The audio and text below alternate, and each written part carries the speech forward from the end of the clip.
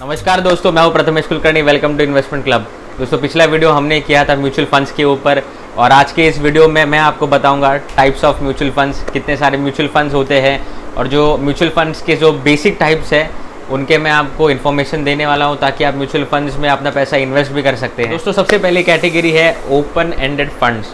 Open ended funds, अगर आप नाम देखें तो आपको नाम से पता चल जाएगा कि ये जो म्यूचुअल फंड्स है इसमें आप कभी भी पैसे अपने डाल सकते हैं और कभी भी पैसे अपने रिकवर भी कर सकते हैं। इसमें कोई फिक्स्ड मैच्योरिटी डेट नहीं होती कि आप इतने साल के बाद ही पैसे को निकाल सकते हैं।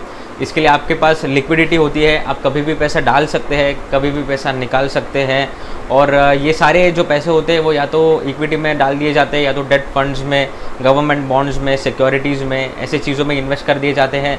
तो ओपन एंडेड फंड्स जो होते हैं वो बहुत ही लिक्विड होते हैं, आप कभी भी पैसा अपना डाल सकते हैं, कभी भी निकाल सकते हैं। इसके लिए अभी अगर आपको कभी इमरजेंसी की ज़रूरत हो गई पैसों की, तो आप अपने म्यूचुअल फंड से पैसा वापस निकाल भी सकते हैं। कभी आपके पास अगर कैश बहुत ज़्यादा है, तो आपको ऐसा लग रहा है कि आपको इन्वेस्ट करना चाहिए कहीं पे, तो आप ऐसे म्यूचुअल फंड्स में, ओपन एंडेड फंड्स में इन्वेस्ट भी कर सकते हैं। दोस्तों दूसरी कैटेगरी आती है क्लोज एंडेड फंड्स की।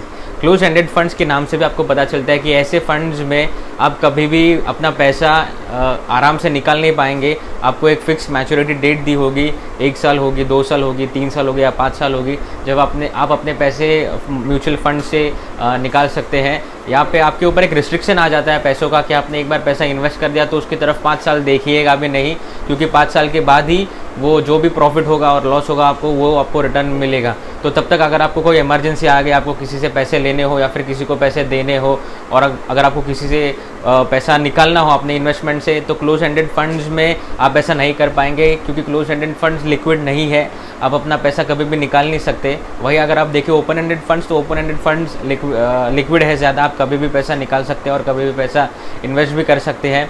तो अगर आप म्यूचुअल फंड्स में देख रहे हैं तो आप हमेशा ये ध्यान रखें कि आप ऐसे फंड्स में इन्वेस्ट करें जो ओपन एंडेड हो और क्लोज एंडेड ना हो। तो अगली कैटेगरी आती है डेब्ट फंड्स की। डेब्ट फंड्स यानी ऐसे फंड्स जिसमें आपका पैसा गवर्नमेंट बॉन्ड्स में, सिक्योरिटीज़ में, कंपनी के डिबेंचर्स में इन्वेस्ट किया जाता है। दोस्तों, डेब्ट फंड्स सेफ़ माने जाते हैं, क्योंकि ये आपका जो पैसा है वो फिक्स्ड इनकम एसेट्स में इन्वेस्ट किया जाता है। इसका मतलब ये कि आपको रोज़ाना हर महीने कुछ इनकम आती रहेगी, फिक्स्ड इनकम आती रहेगी, लेकिन आपको रिस्क भी आपकी बहुत कम होगी। दोस्तों, जैसे इक्विटी फंड्स में रिस्क बहुत ज़्यादा होती है, तो वैसे डेब्ट फंड्स में आपकी रिस्क बहुत कम हो जाएगी और आपको फिक्स्ड इनकम मिलेगी। अगर आपका जो भी इनकम है, आपकी मंथली इनकम है, अगर आप 10,000 से ज़्यादा कमाते हैं, तो उस 10,000 से ज़्यादा कमाने पे आपको टैक्स लग सकता है। लेकिन डेब्ट फंड्स में आपको बहुत सेफ़ है, कंसिस्टेंटली आपको इनकम मिलती रहेगी। और अगर आप ऐसी इन्वेस्टमेंट देख रहे हैं जहाँ पे आपको सिर्फ पैसे रखने और आपको रिटर्न में एक फिक्स्ड इनकम चाहिए, तो आप डेब्ट फंड्स में अपना पैसा इन्वेस्ट कर सकते हैं। अगली कैटेगरी आती है हाइब्रिड फंड्स या बैलेंस्ड फंड्स की। दोस्तों, हमने अभी पिछले जो 2 फंड्स देखे वो है इक्विटी फंड्स और डेट फंड्स। उसमें आपका 100% पैसा या तो इक्विटी में या तो डेट फंड्स में इन्वेस्ट किया जाएगा। इसका मतलब ये है कि अगर आपने 5,000 रुपये अपने फंड मैनेजर को दिए हैं, तो वो पाँचों के 5,000 या तो वो इक्विटी में डालेगा या तो वो डेट फंड्स में डालेगा। इसका मतलब या तो वो शेयर मार्केट में इन्वेस्ट करेगा, या कंपनी के डिबेंचर्स में इन्वेस्ट करेगा, या किसी फिक्स्ड एसेट में इन्वेस्ट करेगा, या फिर गवर्नमेंट बॉन्ड्स में इन्वेस्ट करेगा।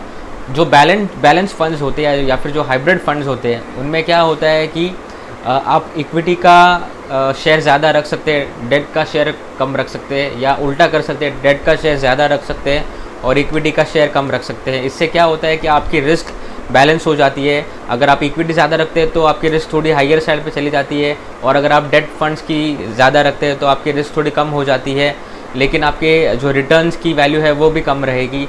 तो बैलेंस फंड्स में ऐसे ही होता है कि आप अपने इक्विटी फंड्स को और डेट फंड्स को मिलाकर बैलेंस कर सकते हैं।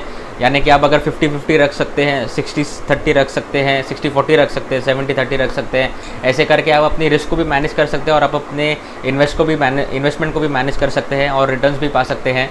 तो अगर मैं आपको कहूँ कि अगर आपको म्यूचुअल फंड्स की कोई एडवाइस चाहिए, तो आप अपने फंड मैनेजर से या फिर मार्केट में कोई भी फंड मैनेजर हो, जो म्यूचुअल फंड मैनेजर हो, उनके पास जा सकते हैं और आप अपने नीड्स बताएं कि आपको कैसे टाइप के इन्वेस्टमेंट करनी है, आपके एक्सपेक्टेशंस क्या है इन्वेस्टमेंट से, आपको फिक्स्ड इनकम चाहिए या नहीं, या आपको एक ही टाइम पे हायर रिटर्न्स चाहिए।